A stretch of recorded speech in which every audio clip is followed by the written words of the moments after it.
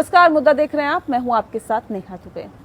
चुनाव आयोग में नए मुख्य आयुक्त राजीव कुमार की नियुक्ति के बाद जल्द ही चुनाव से जुड़े महत्वपूर्ण बदलाव देखने को मिल सकते हैं। चुनाव आयोग ने वोटर कार्ड को आधार से लिंक किए जाने, ओपिनियन पोल और एग्जिट पोल पर बैन लगाने के साथ ही 6 महत्वपूर्ण मुद्दों को लेकर केंद्र सरकार को एक प्रस्ताव भेजा है। अगर चुनाव आयोग के प्रस्तावों को मंजूरी मिल जाती है तो जन प्रतिनिधित्व कानून 1951 के सेक्शन 37(1) में बड़ा बदलाव देखने को मिल सकता है। प्रस्ताव को मंजूरी मिलने के बाद एक उम्मीदवार एक ही सीट से चुनाव लड़ सकेगा।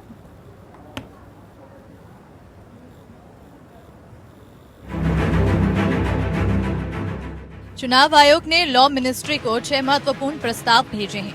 आयोग ने वोटर कार्ड को आधार से लिंक करने से जुड़े नियमों और नए वोटर को रजिस्टर करने से जुड़े 4 कट ऑफ डेट से जुड़े नियमों को नोटिफाई करने को कहा है। पिछले साल दिसंबर में राज्यसभा में इलेक्शन लॉ अमेंडमेंट बिल 2021 ध्वनिमत से पास हुआ था। इसमें वोटर लिस्ट को आधार कार्ड से लिंक करने की बात थी। हालांकि विपक्ष ने इस बिल का विरोध किया था। इसके अलावा चुनाव आयोग ने एक उम्मीदवार को 2 सीटों से चुनाव लड़ने पर प्रतिबंध लगाने की मांग की है। ये मांग जनप्रतिनिधित्व अधिनियम 1951 के सेक्शन 33(7) के संशोधन से जुड़ी है। ये एक्ट वर्तमान में एक व्यक्ति को 2 निर्वाचन क्षेत्रों से आम चुनाव या उपचुनावों के समूह या द्वार्षिक चुनाव लड़ने की अनुमति देता है। चुनाव आयोग ने साल 2004 में ही एक्ट की धारा 33(7) में संशोधन का प्रस्ताव रखा था। चुनाव आयोग ने राजनीतिक दलों का रजिस्ट्रेशन रद्द करने का अधिकार भी मांगा है।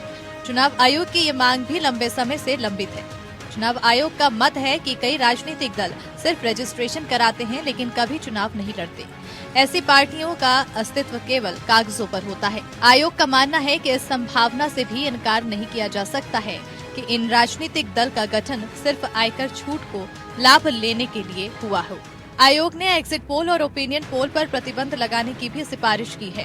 साथ ही कहा है कि चुनाव की पहली अधिसूचना के दिन से लेकर उसके सभी चरणों में चुनाव पूरा होने तक ओपिनियन पोल के परिणामों के संचालन और प्रसारण पर कुछ प्रतिबंध होना चाहिए। इसके अलावा आयोग का कहना है कि 20,000 रूपए के बजाय 2,000 रूपए से ऊपर के सभी दान के प्रकटीकरण को अनिवार्य करने के लिए फॉर्म 24A में संशोधन किया जाए। Bureau report APN। और चलिए आज इस विषय पे आज हम तफसील से चर्चा करेंगे। इस प्रस्तावों का क्या महत्व है और इन प्रस्तावों के बाद किस तरह के बदलाव देखने के लिए मिल सकते हैं अगर से मंजूरी मिल जाती है तो। इस विषय पे आज हम तफसील से चर्चा करेंगे। खास मेहमान हमारे साथ मौजूद हैं, उनसे आपका परिचय करा देते हैं। आलोक पत जी हमारे साथ हैं, लीडर है भारतीय जनता पार्टी के। आलोक जी, बहुत स्वागत है आपका। ज्ञान रंजन जी इस वक्त हमारे साथ जुड़ गए हैं, लीडर है कांग्रेस के। ज्ञान जी, आपका भी बहुत स्वागत है। और मोहम्मद अमीन हमारे साथ जुड़ेंगे जो कि एक्स सेक्रेटरी है इलेक्शन कमीशन ऑफ इंडिया के। बहुत स्वागत है मोहम्मद अमीन आपका भी। खास कार्यक्रम की शुरुआत आलोक जी आपके साथ ही करते हैं। किस तरह से देखते हैं आलोक जी इन 6 प्रस्तावों को जो कि इलेक्शन कमीशन की तरफ से दिए गए हैं? अगर मंजूरी मिल जाती है तो क्या लगता है कि एक सकारात्मक पहल होगी? बिल्कुल, इसमें कोई दो मत नहीं है। जो भी सुझाव उनके द्वारा दिए गए हैं मेरे दृष्टिकोण में उस पर अमल होना चाहिए। इससे चुनाव प्रक्रिया में और सुधार आएगी और ये 2 जगह से लड़ने की जो कवायद लोग करते थे उस पर भी विराम लगेगा। क्योंकि इससे स्टेट एक्सचेकर का बहुत पैसा, अगर मान लीजिए तो आदमी दोनों जगह से जीतता था तो एक जगह से फिर वो रिजाइन करना पड़ता था, फिर दूसरी बार चुनाव होता था, उस पर भी पैसे और धन प्रयोग होता था। तो ये सबको गति मिलेगी और अगर आधार से लिंक करेंगे तो इसकी विश्वसनीयता बढ़ जाएगी, क्योंकि जो फर्जी वोटर है वो एलिमिनेट हो जाएंगे जी। और इससे एक सकारात्मक दृष्टिकोण है ये और ये लागू होना चाहिए। ठीक है। ज्ञान रंजन जी, किस तरह से देखते हैं और क्या वाकई जिस बात का जिक्र अभी आलोक जी कर रहे थे कि एक सकारात्मक पहल की तरफ हम आगे बढ़ेंगे, 2 सीटों से चुनाव लड़ने पर अगर रोक लग जाती है तो? ये इलेक्शन कमीशन ने तो सजेशन दिया है। सारे सजेशन मैंने बहुत ध्यानपूर्वक सुना और काफी इंटरेस्टिंग भी है और बट अब तो सरकार पे डिपेंड करता है कि सरकार इसे किस तरह से लेती है। और रही बात कि अगर एक व्यक्ति एक जगह से लड़ता है तो जो संविधान में जो प्रोविजन है उस एक्ट को बदलने की जरूरत है। अगर उन सभी पास हो जाए तो उसमें किसी को भी दिक्कत नहीं, अच्छी बात है। क्योंकि एक देखा जाए वास्तविक तौर पे, अगर एक आदमी एक बार एक ही जगह इलेक्शन कैंपेन कर सकता है कायदे से, तो ये तो बहुत अच्छी पहल मुझे भी लग रही है। ठीक है, बहुत अच्छी पहल है। और मोहम्मद अमीन जी भी हमारे साथ जुड़े हुए सिलसिलेवार तरीके से दरअसल हम समझने की कोशिश करेंगे इन 6 प्रस्तावों के बारे में, क्योंकि ये किस तरह का इनका आधार है और ये क्या फर्क डाल सकते हैं। मोहम्मद अमीन जी, एक बार फिर से आपका बहुत स्वागत है। सर, ये जो वोटर लिस्ट को आधार से लिंक करने के नियम को नोटिफाई करने की बात की गई है, ये प्रस्ताव दिया गया है सरकार को, क्या लगता है इससे किस तरह का बदलाव आएगा? नहीं, देखिए, ये तो पहले ही चुनाव आयोग ने 2013 में ये रखे थे, रिफॉर्म्स के बारे में कई रिफॉर्म्स रखे थे।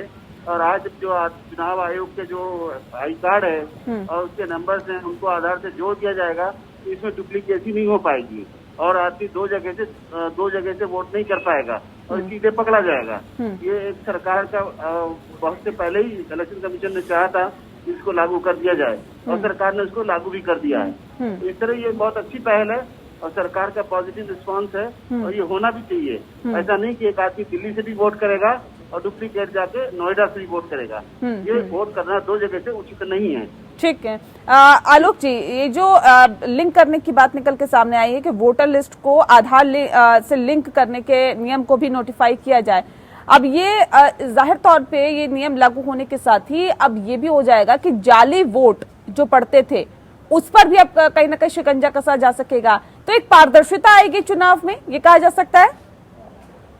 ये तो मैंने आपको पहले ही कहा है जब आपके ओपनिंग वर्कशॉप में कि अगर आधार कार्ड से इसको जोड़ दिया जाएगा तो जो जाली वोटर है वो एलिमिनेट हो जाएंगे। ये तो मैंने आपको पहले ही कहा एक बात, जी 100% एलिमिनेट हो जाएंगे। जितने भी जाली वोटर हैं, फर्जी वोटर हैं, जो किसी भी तरीके से रजिस्टर्ड हो गए हैं।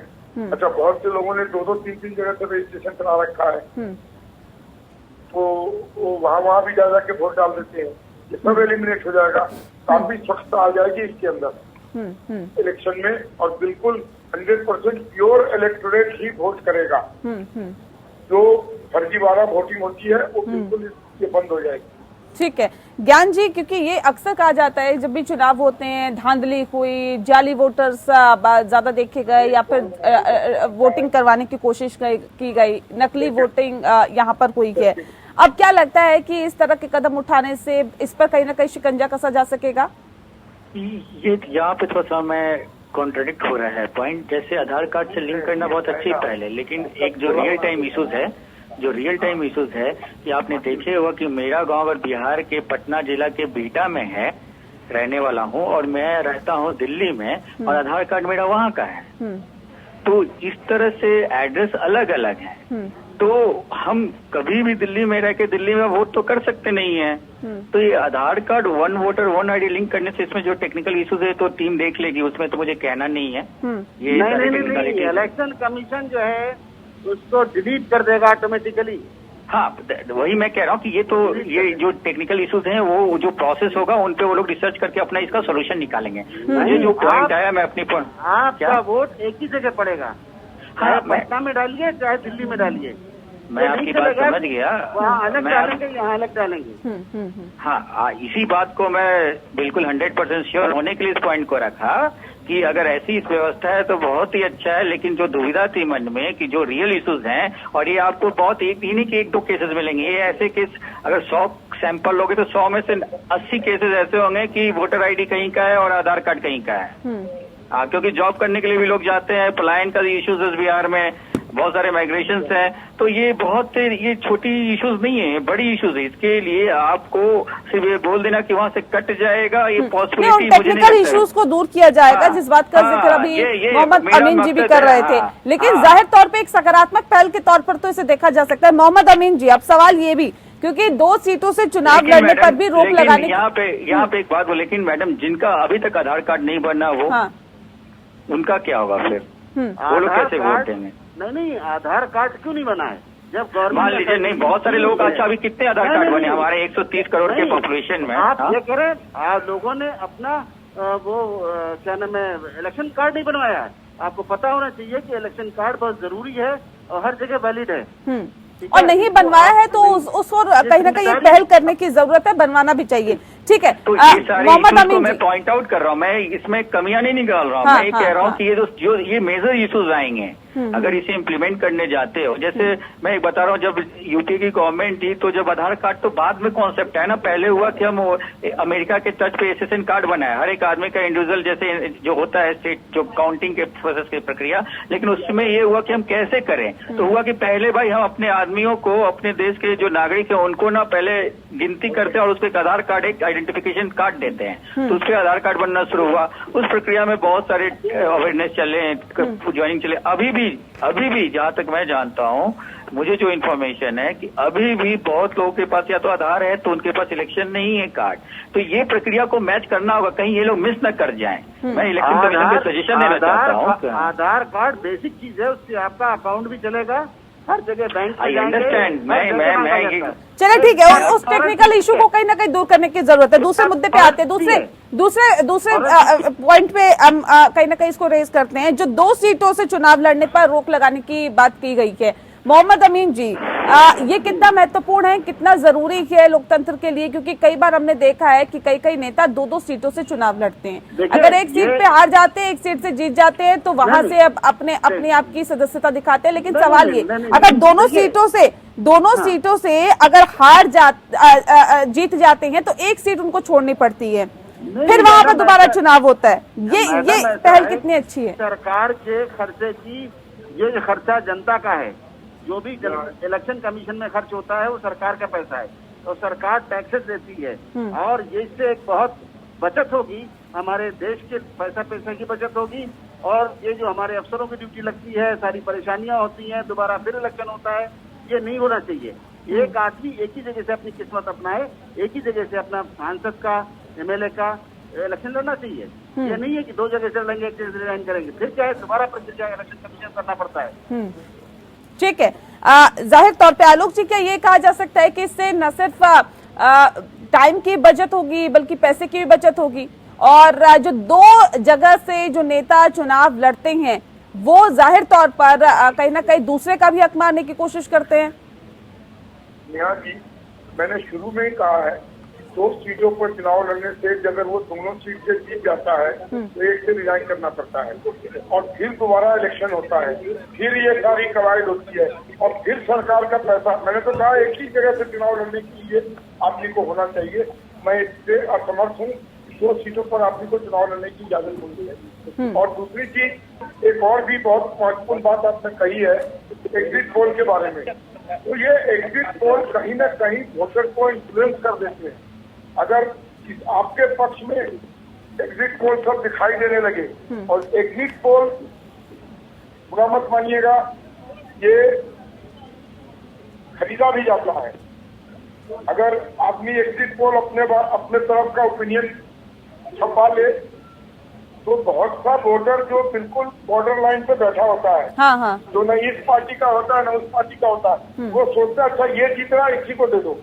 तो ये भी खत्म होना चाहिए। ठीक है, एग्जिट पोल की भी हम अभी जिक्र करेंगे, लेकिन फिलहाल जब ये बात कर रहे हैं कि 2 सीटों से चुनाव लड़ना ये कितना गलत है, ज्ञान रंजन जी, क्योंकि हाल ही में हमने देखा राहुल गांधी भी 2 सीटों से चुनाव लड़े, बहुत सारे नेता 2 सीटों से चुनाव लड़े हैं, तो ऐसे प्रधानमंत्री नरेंद्र मोदी भी पहले 2 सीटों से चुनाव लड़ चुके हैं। तो ऐसे में कोई दल अछूता नहीं रहा, लेकिन सवाल ये कि क्या ये सही है?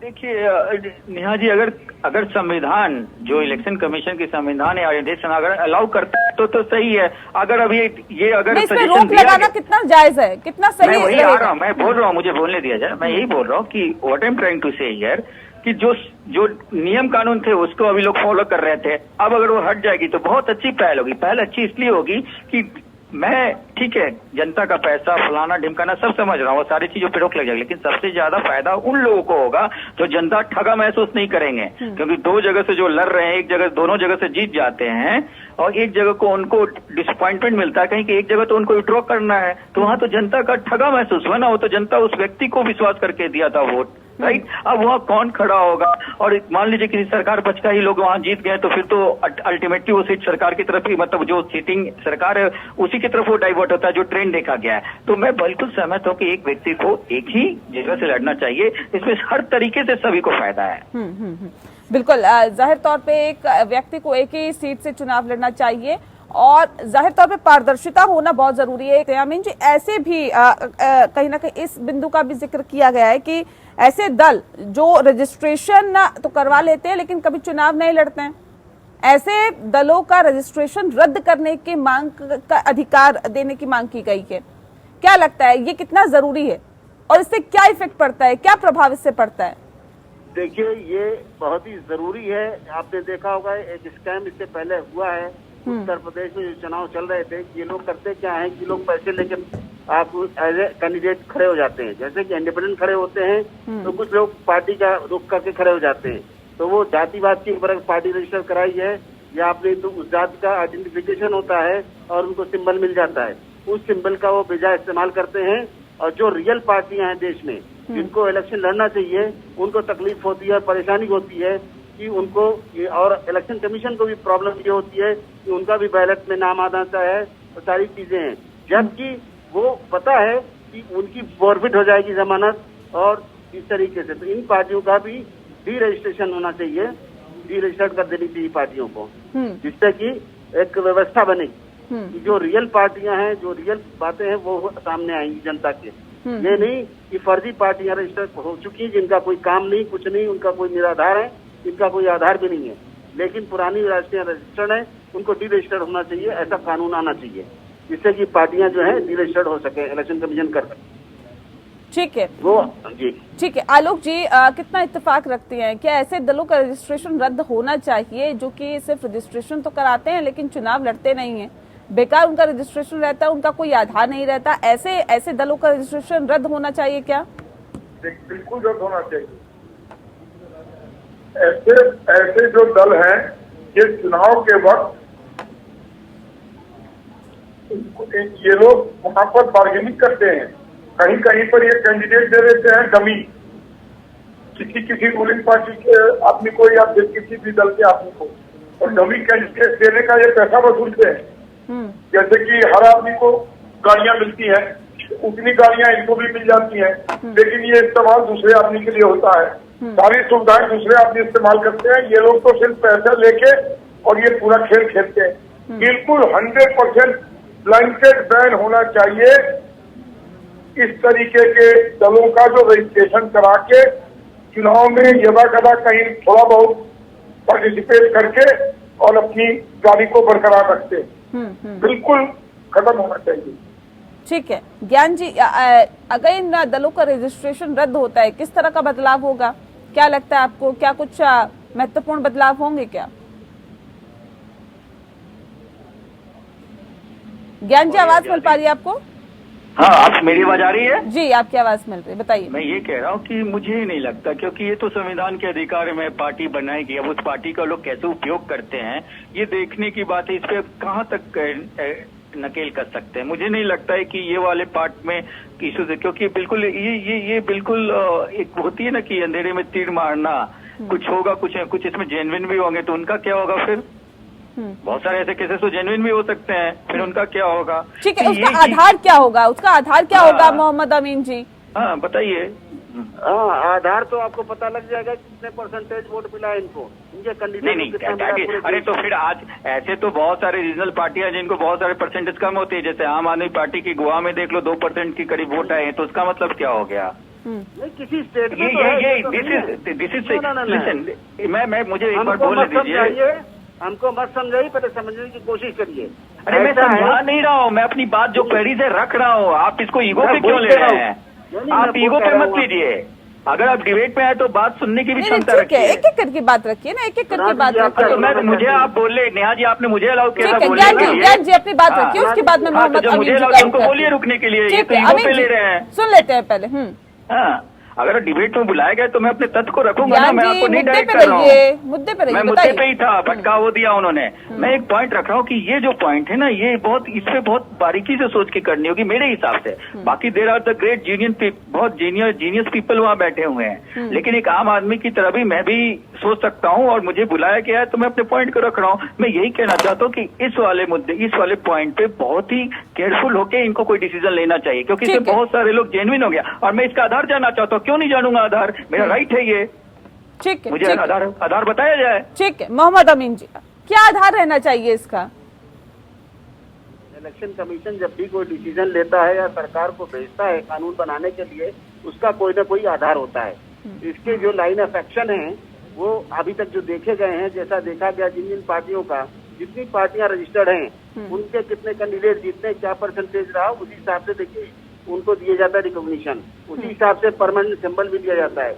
आपकी पार्टी का ये जिक्र कर रहे थे, आपकी पार्टी देखिए गोवा वाली बात नहीं है, बल्कि ये देखा जाता है कि कितनी स्टेट में क्या मिला। लेकिन जो आप पार्टी के अलावा भी हैं जिनका कोई अस्तित्व नहीं है और कभी उनका कोई कैंडिडेट जीता ही नहीं है, उनका क्या इलाज है? ये जो आप तो मैं यही कह रहा था ना, इसमें केयरफुल होकर देखना होगा, जेन्युइन लोग भी हैं, मैं यही कहना जो भी चाह रहा काम था। होगा इलेक्शन कमीशन माय डियर उसको तरीके से सुनता है। हाँ बिल्कुल, I believe in election commission very fondly, I believe it. कोई ऐसा काम इलेक्शन कमीशन नहीं करता जिससे कि जनता को असुविधा ठीक है। हो। वोटर हमारे माननीय है, वोटर ठीक है। हमारे- बिल्कुल। ठीक है मोहम्मद अमीन जी, एक बहुत और महत्वपूर्ण पॉइंट ये भी है कि ओपिनियन पोल, जिसका अभी जिक्र कर रहे थे आलोक जी कुछ देर पहले, कि ओपिनियन पोल, एग्जिट पोल पर भी रोक लगाने की मांग की गई है। आपको पता होगा कि पहले ही कहा गया था इलेक्शन कमीशन के द्वारा, पहले बिल्कुल सेशन जी के टाइम में बिल्कुल नहीं ओपिनियन पोल था, बिल्कुल नहीं आता था, आपने देखा होगा।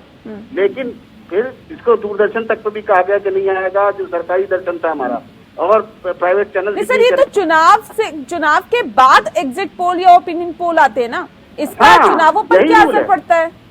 नहीं, चुनाव हो जाने के बाद कोई असर नहीं पड़ता है। जहाँ पोलिंग हो चुकी है वहाँ पे एग्जिट पोल निकलता है, कोई दिक्कत नहीं है। लेकिन वो वोटिंग से पहले वहाँ पर एग्जिट पोल नहीं बताए जाने चाहिए। ये है क्लियर कट इलेक्शन कमीशन की जो लाइन है। जहाँ पे वोट होने हैं उससे पहले नहीं होना चाहिए। वोट पोल हो गया उसके बाद तो कुछ भी कहिए। नहीं तो एग्जिट पोल या ओपिनियन पोल की अगर हम बात करें तो ये चुनाव के बाद हो, उससे पहले नहीं होना चाहिए, इसी पे एतराज है इलेक्शन कमीशन को। जी जी ठीक है, चलिए बहुत शुक्रिया आप सभी मेहमानों का हमारे साथ इस खास चर्चा में शामिल होने के लिए। तो तमाम जो प्रस्ताव है वो दिए गए हैं और इसके अंदर तकरीबन 6 बिंदु रखे गए हैं, इलेक्शन कमीशन की तरफ से सरकार को भेजे गए हैं। सरकार की कितनों पर मंजूरी मिलती है इस पर सभी की निगाहें। इसी के साथ मुद्दा में इतना ही। नमस्कार।